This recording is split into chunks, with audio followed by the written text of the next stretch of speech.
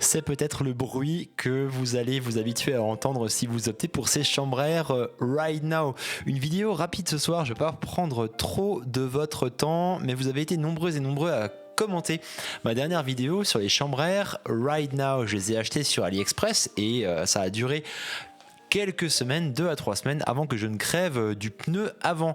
Une première rustine collée, rustine de laquelle d'ailleurs vous n'étiez pas d'accord de savoir si c'était une rustine ou pas. Donc première rustine collée sur le pneu avant et quelques jours après, eh bien c'est l'arrière qui était à plat. Ce sont les images que vous avez vues en début de vidéo. J'ai tout à l'heure, là, cet après-midi, pris le temps de démonter cette chambre à air right now et au moment de la passer dans l'eau, c'était pas un trou, c'était pas 2 trous, c'était pas 3 trous, c'était pas 4 trous, c'était pas 1000 trous, enfin peut-être moins de 1000, mais il y avait beaucoup en fait de micro-trous qui s'étaient formés sur cette chambre à air à l'endroit où celle-ci frottait soit le côté de la jante, soit le fond de jante. Alors je me demande bien ce qui a pu se passer. Autant avec le pneu avant c'était peut-être simplement un morceau de verre, une écharde, un petit bout de métal, autant avec le pneu arrière on voit que manifestement il y a un problème. J'ai gardé ici voilà l'emballage d'une chambre à air right now pour vous montrer que dessus c'est écrit que cette chambre à air fonctionne avec des freins à patins mais aussi avec des freins à disque, mais donc surtout avec des freins à patins, ce qui nous intéresse là. Donc c'est une chambre à air de 36 grammes qui va pour les pneus de 18 à 32 de large. J'avais des pneus de 28 dans ce Cannondale. Je ne sais honnêtement pas ce qui s'est passé. Vous avez été beaucoup en commentaire à me dire que vous avez vraiment beaucoup roulé avec ces chambres à air sans avoir de problème.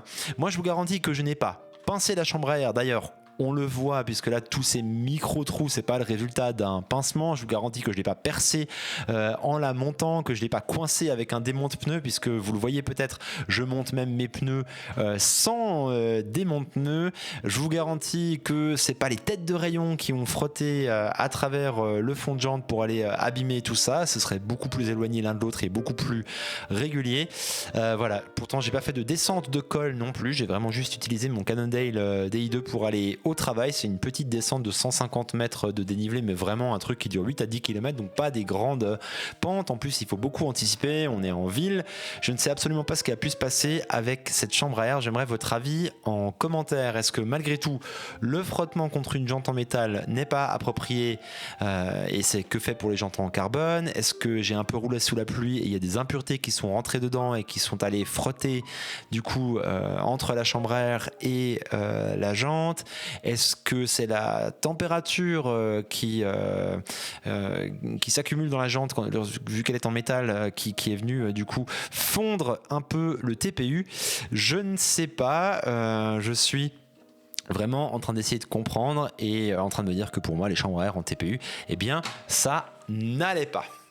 Voilà, c'était une vidéo très courte, j'aimerais juste avoir votre commentaire, non, j'aimerais avoir votre avis en commentaire, votre retour d'expérience. Je ne suis pas un levier en mécanique comme l'a dit un gentil commentaire, je pense m'être débrouillé comme il faut, je me suis peut-être trompé. Je terminerai sur la phrase de mon ami Fred qui me disait aujourd'hui d'un point de vue de ces hypothèses que pour cette chambre à air right now elle ne marche pas pour moi car à 0,1% de chance je suis un manche, à 4,9% de chance ce sont mes jantes qui sont particulières et qui ont particulièrement chauffé, mais vu les températures extérieures il a des doutes, à 45% c'est de la merde et à 50% je n'ai pas eu de chance et je suis tombé sur une vieille ou une mauvaise série. À vos commentaires, dites-moi ce que vous en pensez, je vous souhaite une bonne soirée, je vous dis à bientôt.